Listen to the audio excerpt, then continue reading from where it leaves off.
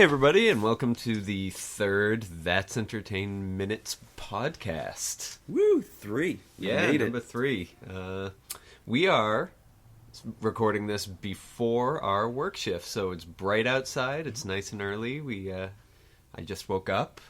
We have other employees somewhere around the store. Yeah, we're coming at you from the store, which is open, and there's probably plenty of background noise, but we're just going to jump right into it. Yeah, it's just part of the hustle and bustle. You get the virtual VATC experience from your living room or bedroom or wherever you put your laptop. Yeah, pretty much anything I listen to, I want to have, Chad or Pete in the background.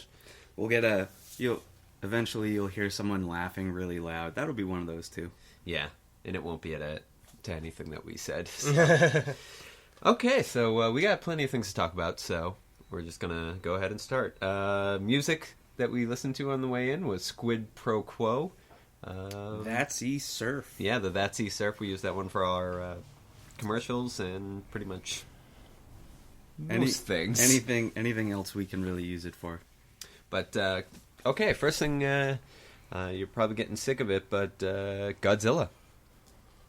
Godzilla event is coming up this Monday. Godzilla Destroys Worcester Part 3. Hey, and 3 podcasts, third Godzilla. It was craziness. It's working Good things out. come in threes. Right now, yeah, look at us. We got some voting going on our Facebook page right now for the favorite Godzilla villain.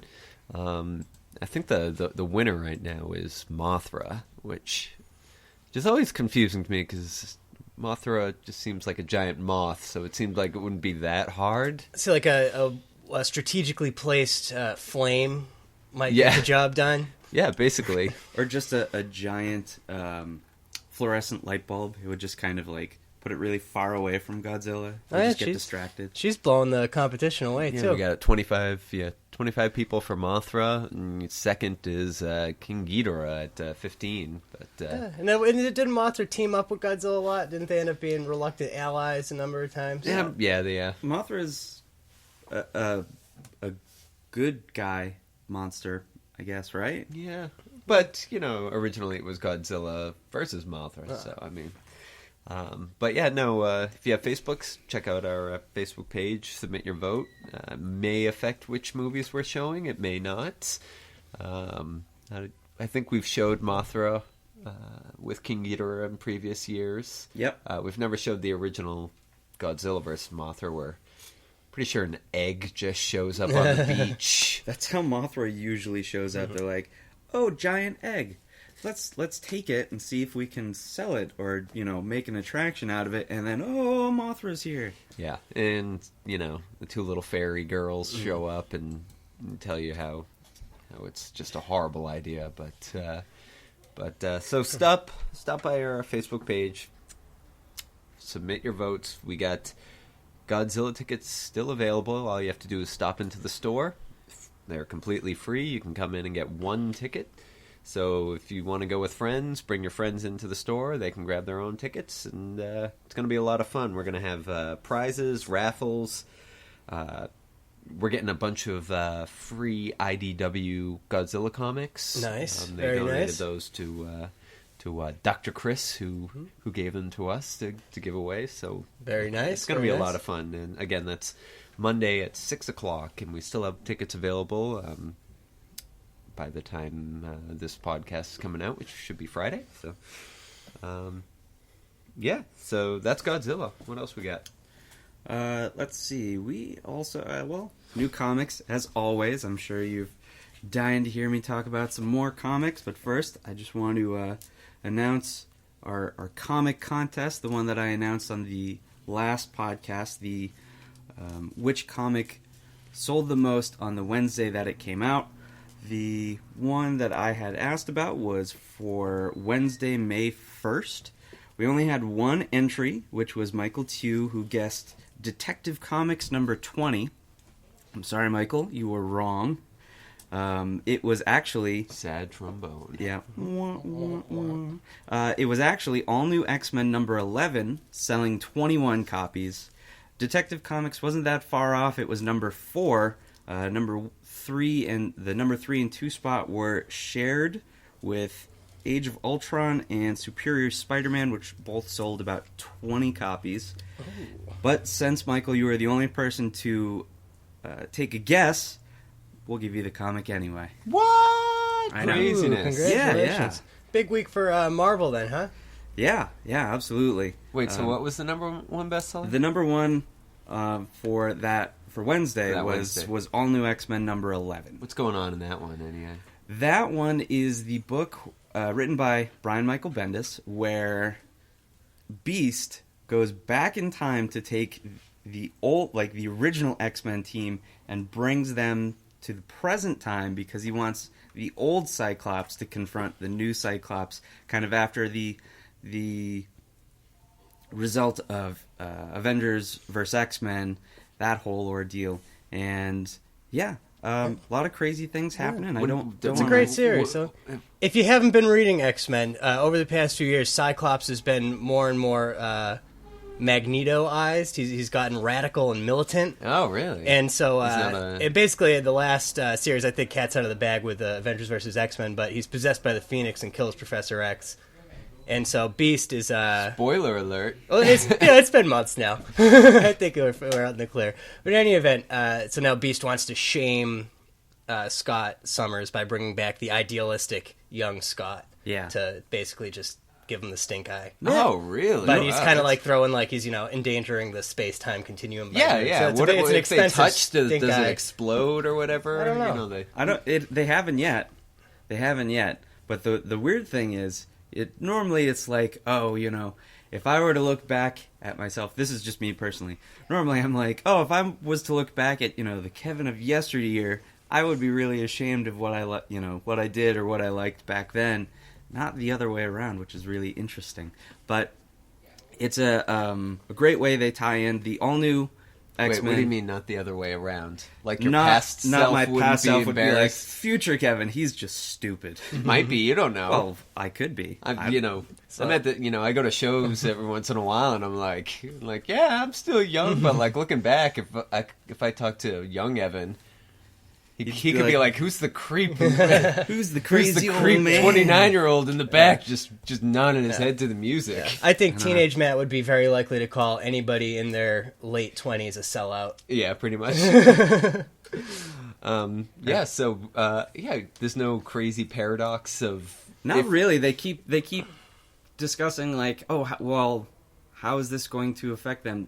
Obviously, they're going to have to do some sort of mind erase to send them back, because if they keep them in the present, then that kind of would mess with the timeline. This is why time travel stories just...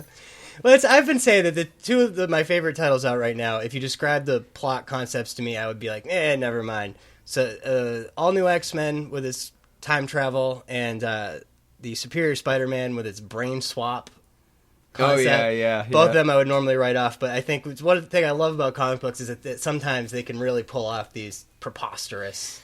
Yeah, well, I mean, if it's written well, I mean, it's the same with like TV shows. My favorite TV show is Breaking Bad, and for years I didn't watch it because it was like, it's about a science teacher who makes meth, and it's like, why would I want to watch that?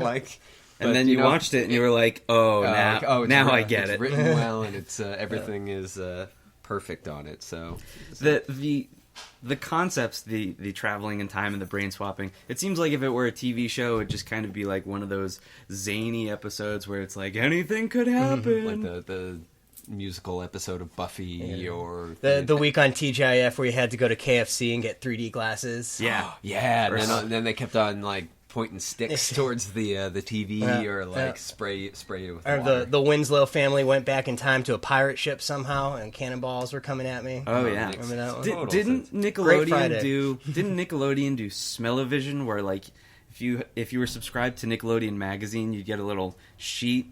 And they'd be like a little thing in the corner. Entertainment Smell-O-Vision. So there'd be like a little number in the bottom of the corner you're supposed to scratch and then sniff the appropriate one, and you'd just be like, oh yeah, they are eating popcorn. I smell it now. I totally get that. Yeah, so that was the costume contest.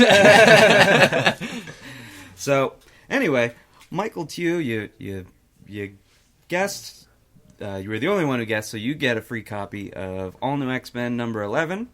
Thanks for guessing. If anyone wants to guess on this week, I guess we kind of missed last week's, or we put this one up a little later. So for the next podcast, the contest will be for Wednesday, May 15th. Whatever comic sold the most copies then. So for us, that was yesterday. For us, that was yesterday. What are some of the titles that came out? Well, this was a... Don't give it away. I'm not going to give it away. In no particular order. Yeah, let's see. Some comics that came out this week. Let's see. We had... Was Walking Dead this week, or was that last week? Walking Dead was last week. Yep. What came out this week? Image one of the few actually, comics I'm only subscribed to. I can talk... I guess I can segue into some of the stuff that came out this week. We had a couple new series come out this week. Image has a book called Dream Merchant, which, again, Image has been putting out a lot of new series, a lot of mini-series. They've all been really good. Regular Show has its own comic. So you have these descriptions for the comics. I do. But do you want? Yeah, I want you to sell them. Like, okay. What's Dream Merchant? What's a Dream Merchant? Let's see. What's that it says here a double-sized issue to kick off a new sci-fi series from. No, do it like in a world haunted by recurring dreams. A boy named Winslow is haunted by mysterious beings and protected by an old traveler. Soon Winslow will realize what is in his dreams is what the rest of the world has been made to forget, and what strange entities will stop at nothing to erase from his mind. Oh man, so we got what do we got? So we got a kid who's having these dreams, and apparently it's kind of like the whole world has been erased of these memories, and they're coming back to him, and someone out there is trying to stop it. I'm going to go ahead and guess that young Winslow is Eddie Winslow. Yep. Of Family Matters fame, and that the old time traveler is a future Urkel. Yep. In a time. Brings him back to a pirate ship in 3D. So everybody head over to KFC Taco Bell. Urkel always had the glasses. Just ask for them. They'll know what you're talking about. Urkel always had the craziest inventions too, and you figure that Carl Winslow, as a cop, he would just be like, "All right, enough's enough." Yeah, this is not legal anyway. There are only so many times you can clone yourself and make robot versions of yourself, or have Stefan come around. Yeah, that's what Cyclops should do. Just make one of those machines. Instead of having going back in time, it can just make a cooler version of the old Cyclops. So I'd read that comic. Regular Show. With Adventure Time being as popular as it was, the Boom Comics decided to give Regular Show its own comic. Regular Show ... It's anything but. Whoa. That's the one with the bird, right? Yeah, Mordecai and Rigby are the two main characters. Let's see. Hot on the heels of the smash hit adaptation Adventure Time, Kaboom unveils the next all-ages comic phenomenon. That's what I said. I know. Okay. I was just repeating it. Okay. Cool. Getting some backup. Phenomenon. Join Mordecai, the Blue Jay, and Rigby, the Raccoon, a couple of best bros in their 20s just trying to chill for a bit, man. That's really convincing. Oh yeah, it totally sold that. But when you're living in as crazy a world as they are, no day can be called regular.